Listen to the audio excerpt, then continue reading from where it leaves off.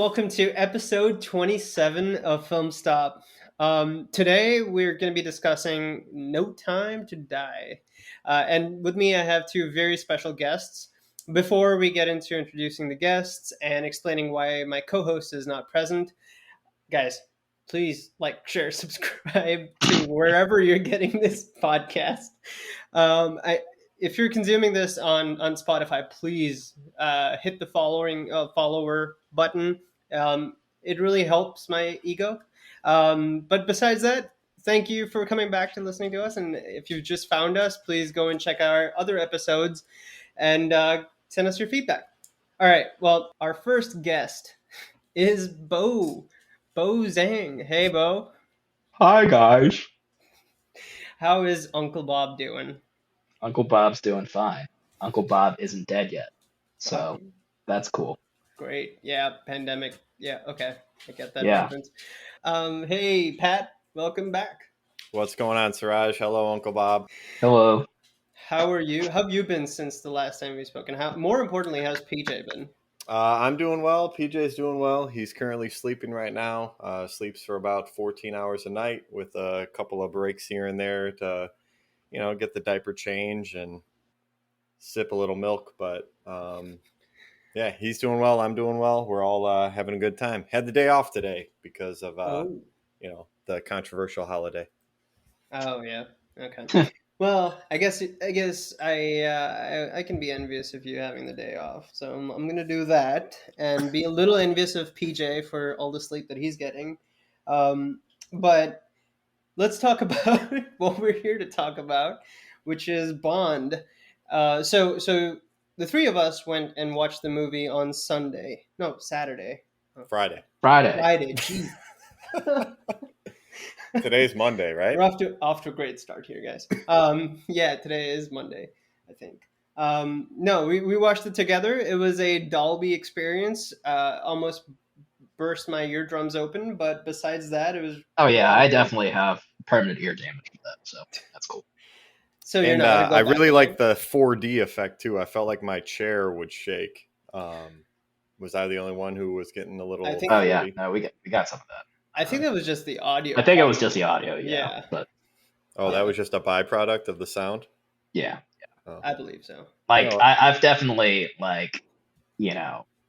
there's been gunshots close to my head with no hearing protection, and this was about as bad. So Bo's experiences and opinions do not reflect the collective experiences and opinions of this group.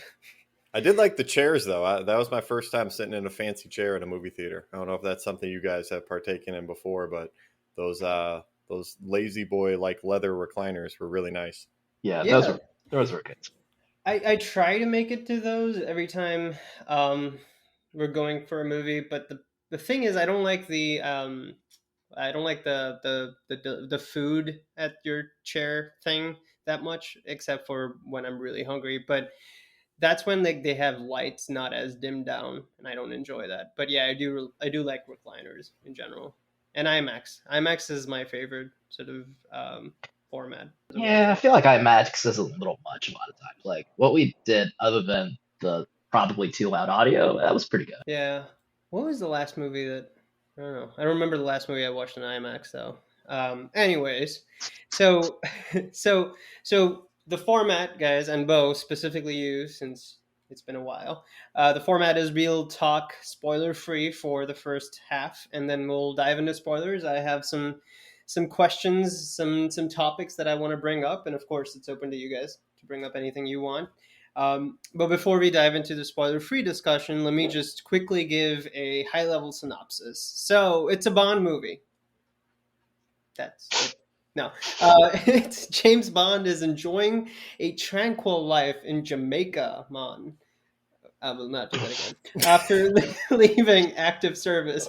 However, his peace is short-lived as his old CIA friend Felix Leiter shows up and asks for help. The mission to rescue a kidnapped scientist turns out to be far more treacherous than expected. And also, this is Daniel Craig's last Bond movie. So, with that, guys, give me your high-level feedback on the movie. What'd you guys think?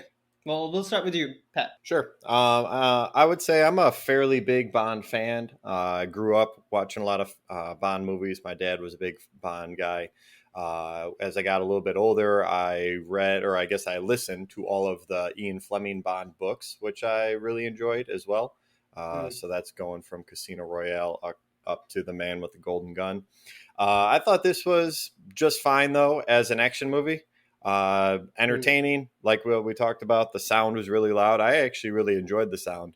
Maybe it's because I live now with a young child, so most of the time we have just the closed captioning on and whisper volume on the TV. So I enjoyed the action sequences. I thought that it was fairly well done for what it was. It kept my attention. It definitely didn't seem like a 2 hour and 45-minute movie. That was one thing I was a little bit concerned about, is that maybe it was a little bit too long. Bo and I timed our bathroom breaks to coincide with the big long credit sequence in the beginning. Bond's always known for a long one of those. So I think if you can time out your bathroom time, yeah, I was entertained, I would say. Nice. So let me ask quickly. Did you like that Bond song? I know you missed most of it, but do you usually like pay attention to Bond title songs, or does it No, not not really at matter all. to you? I couldn't even tell you what the song was. Because I have a bone to pick with the song. I mean, well, the bone is very simple that I didn't like it, Oh, but yeah. The only um, one, I think the only song I could tell you is The World Is Not Enough, because I think they actually played that one on the radio when I was a kid. I think it was by oh, like Garbage or something. I don't know. I like the Casino Royale and the Skyfall tracks. Both of them were really good. Yeah. Yeah. Anyways, Bo, what was your take? It was pretty good. I thought it was better than I feared, not as good as I'd hoped, if that makes sense. Um, I thought it was probably middling for the Craig Bond movies. Oh, background, yes. I generally like Bond, although I'm much more familiar with the newer movies, so the Brosnan and the Craig movies, just based on time and all that. Yeah. So yeah, I mean, I thought it was an enjoyable movie. I thought it was a better action movie in a lot of ways than a Bond movie, if that makes sense. Like Hmm. there were a number of elements that I thought was maybe not as Bondy, if that makes any sense. But other than that, I thought it was generally pretty well done for what it was. To going back to what Pat was saying, I thought the pacing was good. It didn't drag for me. That said, I think there were a number of plot elements and just story elements that could have been tighter, could have been better, Hmm. and that I think that I don't know, I think they were really kind of reaching for where to go for a certain to for quite a bit of the movie in a from a just a big overreaching structure perspective. So, is it worth the watch? Yeah, I would say so. But unless you're not a Bond fan, I guess. So I would agree with most of what you guys said. However, I did feel like the movie was not as inventive as, let's say, and I know you guys said that it was more middling. Or at least you both said that it was more middling in the CraigList, but I just kind of CraigSlist. Correct. um, Hey, it works. yeah, it works. But I felt like it was a very safe attempt, and I think we'll get into the spoiler pieces in a bit, but apart from the end, I think it was a very safe affair, and it was just kind of in its effort. I think it was somewhere lost between like the older Bond that we know of, and like our parents love, and maybe Pat you love. Some of the campy, gimmicky stuff Yeah. slash the more Craigie Bond that we've come to know. I think that it was in the middle, and I think that sometimes didn't work in the tonal sense. Yeah. Having said that, like I always enjoy watching a Bond movie in the theaters. In fact, I also enjoyed Quantum and Spectre in the theaters. I don't think that they're great movies. Don't get me wrong, but like it's fun to watch that much, you know, action and sort of Bond world building on a big screen. And I also feel like it was emotional in two dimensions for me. One was like, oh, it was his last movie. He's the one who got me into Bond more than my dad could ever, like him being Craig. And then the second piece was that, it's nice to be in the theaters and watching a Bond movie, some semblance of normality, right? Like, because this movie Yeah. was probably one of the first ones to get pushed constantly since the pandemic hit. So yeah, that's my, Yeah, that's my two and cents. just to say a little bit more about the bondiness, and you kind of touched on this as well, is that I feel like in general, Daniel Craig, he kind of, well, his movies anyway, took the Bond franchise in a slightly different direction, right? A lot of his movies Mhm. kind of felt like Jason Bourne with a different actor, sort of, Yeah, and I would say that this one probably went further with that than the others. Not counting Spectre because I don't remember Spectre at all. Um, that's how much I think about that one. Uh, so yeah, I mean, if you like that kind of more gritty feeling, Bond-ish action movie, then yeah, that's the type of hmm so let me ask you this, Pat. Like, you sound like more of a Bond fan than either me or Bo. Bo, you can correct me, but the fact that you've read the books, I have not. So that tells me you kind of are a little bit more steeped into the world of Bond. Who, Sure. according to you, is or I guess who, according to you, is the best Bond actor thus Oh. far? So I'm looking at the list of the Bond movies. Like I said, I've read all the Ian Fleming at least novels or listened to them. I'm looking at these movies. I don't think I've seen any of them before Tomorrow Never Oh, Dies, or even like Goldeneye. My dad definitely watched them. I remember him watching them when I was younger, but it's not something that I sure. would like sit there and he would walk through, tell me the plots of each one, and we would watch them together or anything like that. I remember them being on, like if they were on TNT or whatever for the day, but it's hmm not something that we actively pursued and tried to watch. So I know that there is a lot of conversation, especially on the internet or kind of folklore about who is the best Bond actor. I hmm mean, I think they're all kind of fine. Oh, I guess one old one that I did watch was the terrible one, Which View one? to a Kill. View to. Oh my God, Sean Okay. Connery. So Yeah. that was Roger Moore's last Oh, run. that's Roger Moore. That's not Yeah, Sean Connery. Yes, no, that was no, a comedy all out. right, That was right. just And yeah, that one, it's got like a row. It's got like a like an RC car or RC robot or something like that that ends up saving the day. It was very strange, very weird, very 80s. Definitely, it looks like it came out in '85. So yeah. Daniel Craig, I think's done a fine job, kind of upholding kind of at least what Ian Fleming had in the idea of what Bond is supposed to be. Hmm. I think in that he's not really as much of a ladies' man as what Connery and Moore kind of portrayed, or at least maybe not them as actors portrayed them, but the director or the screenwriting portrayed those guys as. Sure. He definitely had his fair share of Bond women or Bond girls, but Right. that didn't really seem to be the focus of seeing who he's hooking up with in the next movie. So Yeah, and so I guess if you were to compare Brosnan and Craig, who would you pick between the two? Since you started watching GoldenEye time onwards. yeah, yeah. I mean, I would probably say Craig. I mean, Okay. maybe I think that those movies are just better overall, or just more Yeah. better, well done. I mean, late '90s was a rough time to make action movies compared to what action movies look like today. I would say. Granted, GoldenEye created one of the most legendary video games ever made. But That besides is true. that, I mean, However, the movie was not legendary.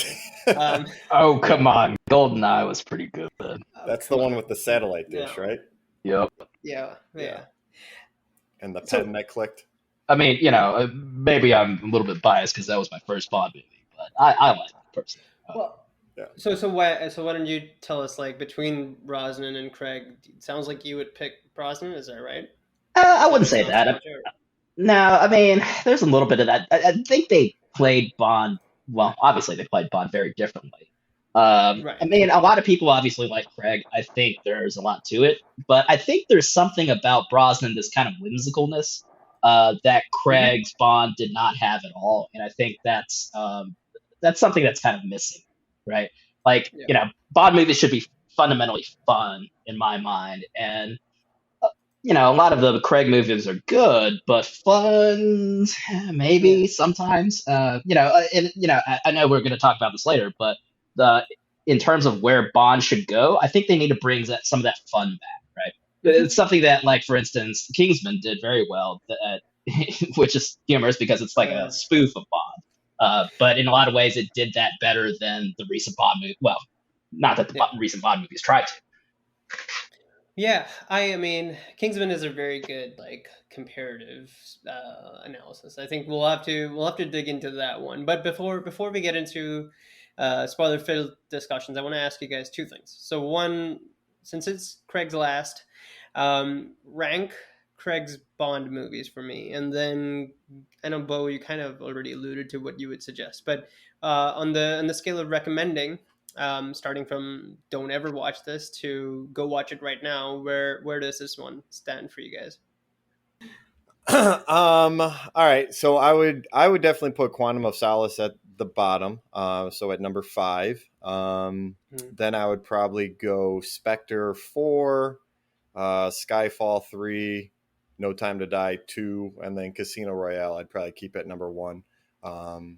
When I first saw Casino Royale, I was telling you guys I was kind of laughing at the end of it because kind of the ultimate main action sequence at the end is just Daniel Craig getting hit in the nuts with a bowling ball, which is very effective in terms of a torture device. But if this is your big It's budget blockbuster, pre-climax. right? If this is your blockbuster movie and that's your final scene there, it's like, oh, okay, whatever. But in terms of like resetting kind of what Bond is, resetting the whole franchise, I would say Casino Royale did a really good job of it. So Hmm. in terms of the 5, I think that it can definitely stay up top at number 1 for Daniel Craig. With that said, for No Time to Die, I would say go see it. Get that action movie theater experience. I think that's something that's kind of been missing the last, I don't know, what are we looking at now, year and a half or so, Hmm. in terms of action movies. So go out, support your local theater, and go see it. All right. I am a little surprised that No Time to Die is above Skyfall for you, but we'll kind of talk about that in a sec. Bo, go. Yeah, I mean, not going to be a surprising list. So Royale at the top, then Skyfall, then No Time to Die, then Quantum, and finally Spectre. And which one is it on the bottom? Is it Quantum? Is it Spectre? I'm going to say Quantum is slightly higher, just because at least I remember what happened, and I don't remember what happened in Spectre. So that's my list.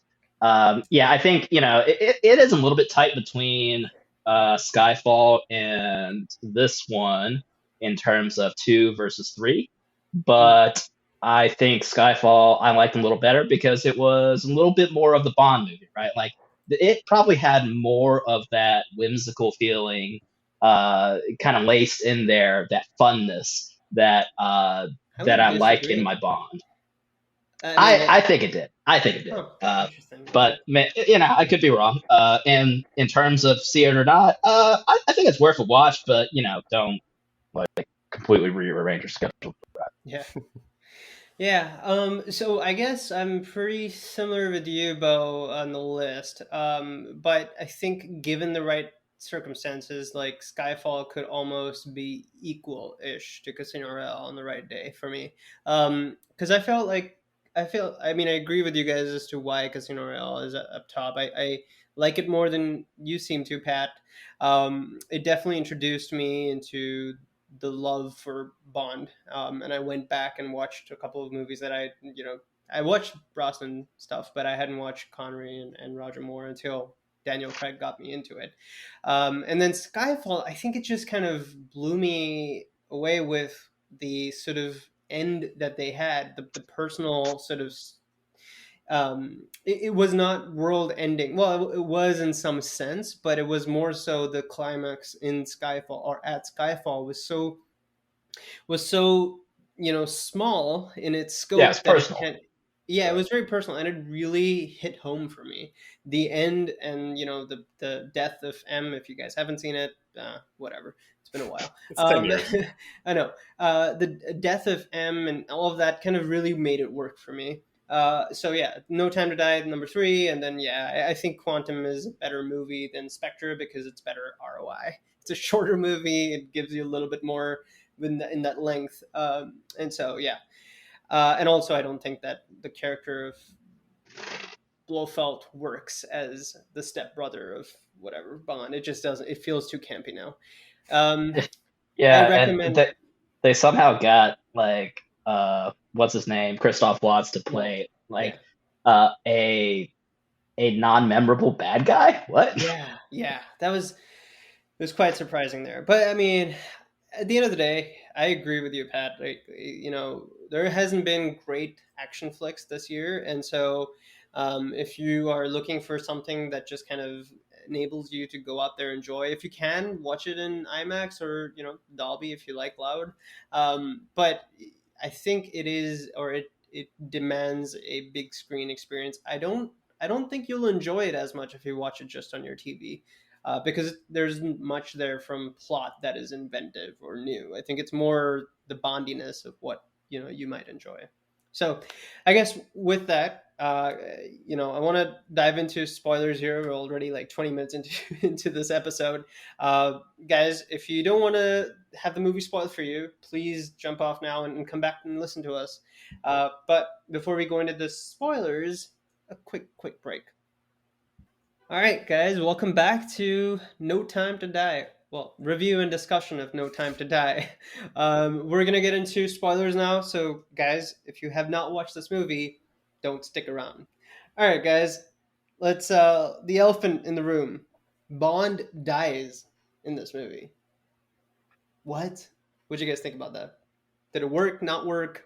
I mean, they definitely chose a ironic name for it, I guess, which is probably what they were going Yeah, for. I think they were going for that. Yeah, I am very curious as to I don't know where they're going to go from here in terms of just restarting the franchise, almost like Batman, what they're doing right now, or if they're going to Yeah. kind of go what the media's been talking about, where he's kind of replaced and then they continue on this timeline. Yeah, I mean, I don't think that they're so much That'd be a concerned. mistake. No, no, yeah, I don't think that they're. I think they're gonna reboot. Yeah. But to some extent, I think because MGM was sold to Amazon, I think what's gonna happen is they're gonna split timelines or split universes or whatever the hell, and actually create a series off of something here. Like maybe 007 might have her own series. I actually want Ana de Armas's character to show up again in some Bond movie, some way, or series, some way. Because I thought she was a firecracker. She was great in the little bit that she was there. But in terms of his death, I think that was what made the movie for me. Like that because everything with from Safin's character to the uninventiveness of the movie, everything was feeling very kind of all right, kind of done, stale. Like what is it so special? What makes it so special as it's Craig's last movie? And then the end kind of really made it all click. So I kind of I'm behind it. Yeah, I mean, I don't hate it. I think it's I think of Bond as a character, kind of like how you would think of someone like a comic book character, Hmm. where the continuality is kind of it's a little hand wavy anyway. I mean, here's a spy who started his career like what basically post World War II, and Hmm. except and now it's 2021. Yeah, I mean, there was never supposed to be that much of a continuity, so I'm not bothered by it. I think they'll reboot it, at least if they're smart about it. The multi-universe type thing, or like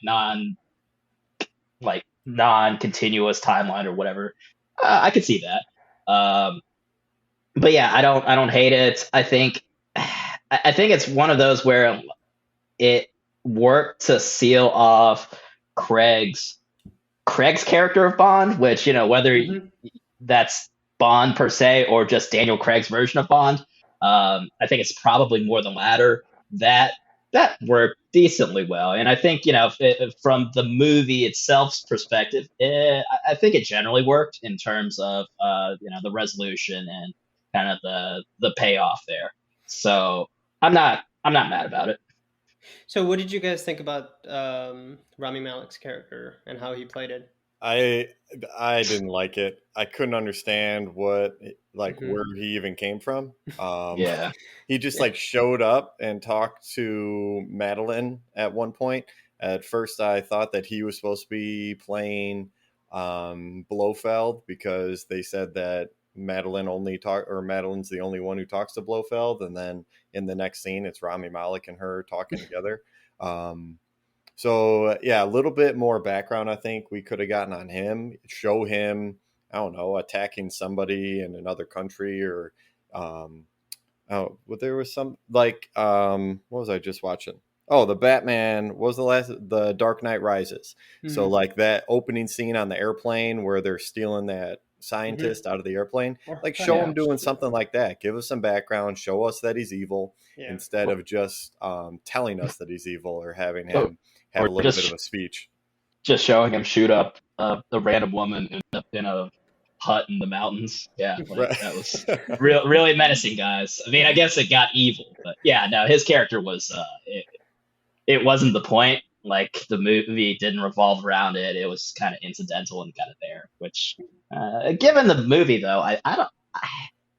It's kind of whatever. I mean, um, because the movie was about something very different, which was Bond and his character kind of reaching its I don't know an end Mhm. to that particular character and that character being resolved. I think that's not the worst thing in the world, but yeah, it's pretty forgettable. Yeah. Well, I mean, the thing is with his character, Rami Malek's character, felt like I did some reading about this, and I felt like that makes sense that they were going after a subtle sort of wink, wink at Doctor No. But it didn't work because his motivations were so personal to Madeline's character, and yet Yeah, he is like anyways trying to ruin the world because why the hell not? And it didn't click as to in the first 10 minutes itself they show him seeking revenge and getting it and saving the girl's life, and that's fine. That's done.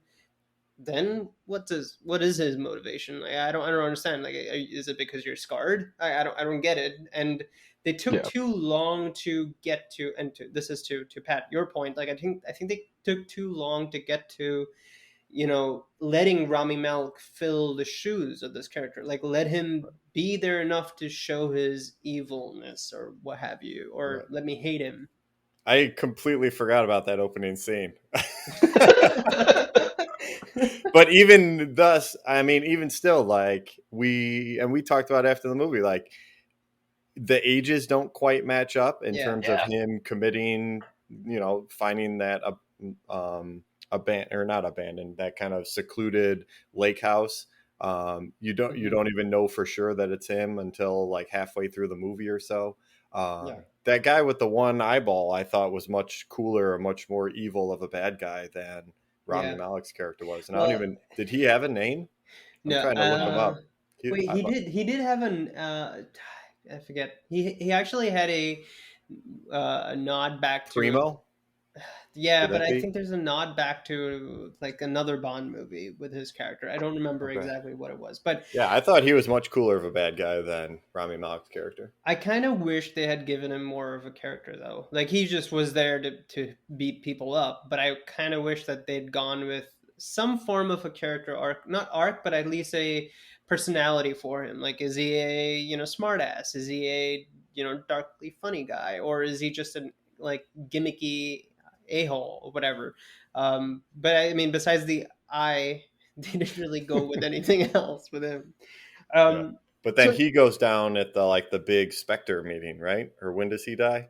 he dies at the end, like at the very end. Yeah, it No, was towards the Primo. end. Yeah. Primo does? Yeah. Yeah. Well, the Yeah. eye guy. Yeah. Yeah. So, all right. They were definitely going for a more Twitter friendly audience with certain decisions. um, um, and so, I can make a case for where, some things worked. And I can also make a case for where a lot of things did not seem to, go for me. What did you guys think about the general sort of approach, that sort of mindset that they had, the Me Too friendly mindset that they had. I think they went too safe. Yeah.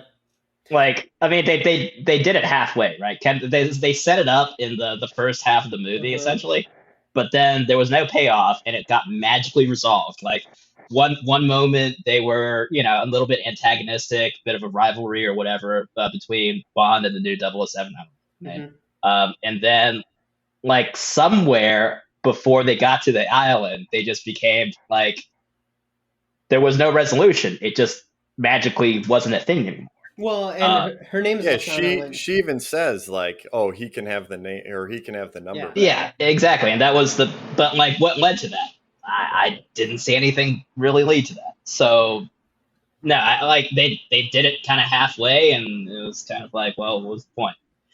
Yeah, to me, it definitely felt like they were trying to create a parallel actor or a character universe or whatever, let's say for a series or whatever, a spin-off content, but it just didn't work in the sense that I know they got on Phoebe Waller-Bridge to do help with the writing as well, and I get it. I'm all behind making an effort, but at the expense of what, and what are you trying to achieve through it? I didn't feel like, to your point, I think that it was too safe, right? I think if they wanted to really make a point, well, hell, have her save Bond's life, or make her character really strong and really sort of independent, because it almost felt like wherever she was importantly involved, or whichever portion she was importantly involved in, was because either Bond gave her the lead, and she says that too, like Commander Bond gave me the lead or whatever, or she was dependent on what Bond is doing, or she was just waiting for Bond to do his thing while she's like waiting with a remote control bomb detonator or whatever upstairs. Yeah. So she spends the vast majority of the movie like in a car or on a vehicle, right, and wearing those like square shades. Yeah. Yeah. Well, and to be fair, just to clarify what I said, I'm glad they didn't completely, jump to shark and make this not a Bond movie, because I think that's what they realized at some point. It's like, well, this still has to be a Bond movie, Agreed. But they couldn't figure out how to resolve it. So the fact that it's still Bond's still the protagonist, I think makes sense. But yeah, I think they like couldn't quite figure out how to resolve that, and so they just didn't. Right. Sorry, Pat, you were saying something. Yeah. I don't think so. I just said that she was in a car the whole movie. Okay, well, moving. She was trying to track him down in Norway or wherever he was. I remember that, and then that Mormon guy. Yeah, and then we get to know her. She's on a motorcycle driving around, and then at the end of the movie, where is she while Bond's on the island driving around trying to save him? Mm-hmm. She's on a boat somewhere. I think she is. She was also on the island, but then she left. Was on the island. Yeah, it's like she's never like in the middle of the action. Yeah, she was the one to take the wife or the girlfriend or the kid. We never got like that Black Widow moment where she's baby mom. There was one moment like that. I think the scientist guy was like something about, hey, I can like help your entire race or something like that. You guys will be safe. Oh, wipe out your entire race. And she kicked him. She did this is Sparta into the poison. Yeah, it was like one sort of throw of away moment that didn't really stick as well as they may have intended it to. But let's kind of get to the final act of this episode, right? Where do you guys think Bond should go next? I mean, it's tough. They're definitely out of original source material. That's for sure. Just kind of going back. I know that I've mentioned the novels a couple of times already, and that makes me the nerdy novel guy. But this movie is actually based on You Only Live Twice, which they made a movie about. But when they made the movie with Sean Connery, they sent it up to space for some reason. Oh. So they fought in space in the movie, but then the book is basically this exact same thing where you got some guy making a bunch of poison on an island in the middle of the ocean somewhere. Okay, so is that where Dr. No is from? I don't know. I don't remember. No, Dr. No. Dr. No is like a Caribbean guy. Ah, okay. Was this island in the Caribbean? No, it was between Japan and Russia. Yeah. Oh yeah, that's what they said. That's right. Yeah, Dr. No, he was like mining guano or something like that, and then Nice. because $1 million business of guano in the 50s and 60s. Yeah. But it seems more like a Mission Impossible series at this point. I guess that was something that I wanted to mention earlier as well, where it's just like, hey, here's a new event, here's a new bad guy, and then we're going to kind of wrap everything up towards the end of it. And ultimate end of the world destruction possible, but we're going to try to fix it. I did appreciate, though, that the Daniel Craig series had some elements that kept repeating, some characters that showed up each time. I heard one kind of review that it's more serialized than the other Bond movies, which I think that I appreciate. So you can kind of watch all 5 in a row. And I'm sure that there are some Easter eggs that show up, but when the movies are 15 years apart, it makes it a little bit more challenging. Yeah. What about you, Bo? Yeah, I mean, I think I've mentioned this already. I would like to ensure that like these movies are fun going forward. And I think that's something that Craig sometimes was missing in his movies, or, well, I mean, he probably didn't have anything to do with it per se, but the writing and the direction in general. What do you mean by fun? Like, explain what you mean by fun, if you can. I mean, fun's hard to define, right? I mean, when you're having fun, you just know it. But I think these movies were just maybe a little too serious, or tried to be. Which the thing is, if you're in this one guy who's a super secret agent dude saving the world all the time, that's not a serious topic, right? Like, that's not something that really happens in real life in this way. So why not just make it a little bit more fantasy, a little bit more whimsical? And I think that's something that the Brosnan movies did pretty well. You were never really taking them seriously, but it was still a fun time. So, yeah, I mean, I think bringing some of that back would be a good idea. In terms of who they would cast, I have no idea. But that would be, I think, the smart choice. I think movies try to, like, if you're not doing a straight up comedy, I think movies try to take themselves a little too seriously a lot of times nowadays. Yeah, I kind of agree with some of what both of you guys have said, but I can't help but feel like I want a smaller Bond movie. Like, I don't want Bond to save the world from being destroyed yet again. Like, I don't care. It doesn't really impact me. I don't feel like it's a threat. I don't feel like it's actually impactful. I talked a little bit about Skyfall and why I enjoyed that movie to an extent, even Casino Royale, right? Like, because the Chief's character is great because he's actually, he's funding terrorism, but terrorism is not a singular, definable threat. Like, there's not a missile gonna go off somewhere in the world because he doesn't get somewhere in time. And Lashif's character was also cool because he himself was indebted to his overlords or whatever. So I kind of want to see these, I would say, narrower in scope Bond movies. And I don't want to confuse it with Bourne, because I think Bourne has done all of that. But I also feel like just, by natural, Bond character should define that movie to be separately different. I mean, it goes back to who you bring in to direct the movies, because I feel like that's an interesting discussion in and itself. But I do think that I would like them to go smaller. The other thing that I would like to say is that I want to see Bond actually.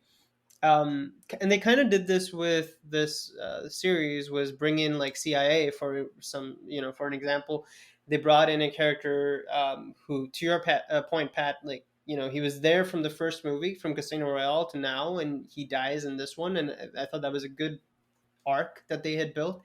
But I want to see more people like that from other intelligence communities who are kind of like Bond for their community, right? Like, I want to see something like a Mossad or a KGB version of whatever that Bond looks like, and having him work with Bond, right? Like, you want Marvel, or the MCU for Bond? I mean, is that what you're saying? Maybe, but the Avengers. Well, I mean, I could see it, right? Five Eyes is a thing, so they could do it from that perspective. I really But think. yeah, Yeah, Felix Leiter, he is from like the Bond lore. He shows up like every 3 novels or something like that. So Oh, really? that Okay. yeah, so he is like an original character. And again, he going back to Casino Royale, like he's in that book Hmm. and that original story. So he's Yeah. something that they keep relying on. I do think as we get farther and farther away from the Cold War, I mean, this is a Cold War series. Yes. yeah, Um, yeah. so as we get farther away, I think that's why the stakes just have to keep getting bigger, because that's kind of where it started. Yeah. We don't necessarily have like that clear and obvious enemy anymore. There's not like that one group of people or that one person that you can really point to. Yeah. Well, I But you can mean, there. I mean, you can still China's tackle a thing. giant right, stakes. right. But if you make China the enemy, then you're Yeah, losing out Hollywood's on not a going to do billion that. dollars, right? Yeah, yeah. Well, Uh, and you don't even have to make China the enemy. You can make, you know. you could make North Korea the Yeah. enemy, Exactly. but but it's Exactly. actually China. Yeah, Right. I Yeah. mean, there's plenty of movies that did But then North Korea is going to hack your film and then release it early to the world, and then you have to change the well, then storyline. they'll then make a Yeah. like fictional country of North Zambia. Oh, that just doesn't work. Zambia. Sorry. Ooh, Bond versus zombies. Now we got an idea. Oh, jeez. I would Could you rather watch that imagine? movie. What you guys were talking about earlier, zombie strippers. If Megna's into watching that with me, I would rather watch that. Actually, I forgot to mention why Megna is not on this episode, guys. She was protesting. Yes, she's protesting Bond. No, so we've discussed and we've kind of come down to this idea of hosting the show as, you know, what episode and what content matters more to the other one, and that person takes the lead on the episode. So this one, she didn't even. I bought her ticket and she didn't even want to go for the movie, so I had to sort of refund that or get a refund on that. But she will obviously be hosting other episodes, the ones that she feels stronger for, and there's a couple in our mind already. But anyways, back to Bond. I'm gonna end this episode with a final question for both of you guys. I know, Bo, you don't want to answer this question, but who do you think should be the next Bond? Give me one or two names, just and why. And actually, if you have a director in mind too, give me that. I don't actually, but if you do, I'd love to hear what you guys think. How about Christian Bale? I'll throw him out there. Mm. I think he would definitely bring a different energy towards what the Bond character is. Or yeah, I'd go Christian Bale. I'd like to see that. Isn't In he terms of, too old, or are you going for that Yeah, he's in kind of general? I old. mean, how old is he? I don't. I mean, let me just check. I He's think he's got to be 47. pushing 50. Yeah, yeah, he's 50, almost. I mean, Daniel Craig's 53. Oh, fair point. Fair point. I was looking this up as we were talking about it before. So Brosnan and Craig both started when they were about 40. But I mean, again, that's kind of what the Bond character is supposed to be. It's supposed to be kind of an older, retired spy, kind of slowing down his life, but he keeps getting pulled back in for that one more mission. But I'm guessing whoever they go with, they probably want to get at least 15 years out of them, or at Yeah. least 12 years out of them. So I'm not sure 60-year-old Christian Bale will be. Yeah, but well, I guess 15 Tom years from now, Cruise is. 60 is going to be the new 40. Sure. I guess Tom Cruise is doing it at whatever age he's at. Sorry, what do you want? Tom Holland? Would that make you better? Hell no. No, I do not want Tom Yes. Holland anything else. Speaking of appeasing the Twitter crowd. Oh, God. Yeah. All right, Bo, who do you think? So I'm going to give three names. We already talked about Tom Hardy. I think he would make a good choice, but for the character, but it probably wouldn't be good for his career. Mhm. So I doubt he would say yes to that. But it would be, in a lot of ways, maybe the most interesting one. But two others that I thought might be interesting in different ways, and these are all British actors. I actually Googled this list of British actors. Is Henry Cavill would be an interesting one. Yeah, his name has been out there. He's a big dude, and depending on what direction they want Bond to go, I could see it. As long as he cocks his arms at some point, like he did in Mission Exactly. Impossible, I'm fine with that. Yeah, yeah, exactly right. It'd be potentially somewhat comedic. I don't know. It could be interesting. So one other one that could be potentially interesting, though he's a little bit on the old side, is Ewan McGregor would be.